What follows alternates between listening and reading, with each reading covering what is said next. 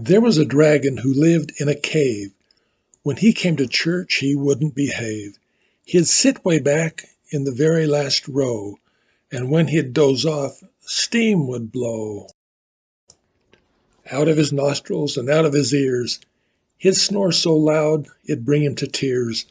The bishop would stand and give a loud shout, "Hey, you in the back, would you cut it out?" Then everyone in the congregation would yell out, "Amen," without hesitation. It would wake him up from his sleep that suddenly would cause him to leap up in the air and over the pews. He would get caught in a light to some booze. Then he'd hang there surveying the crowd. Someone would yell, "For crying out loud." He'd feel so bad he'd fly around the chapel.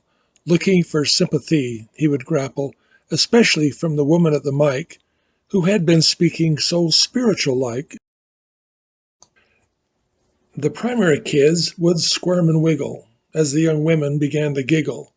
The young men all let out a cheer for their favorite dragon, ever so dear.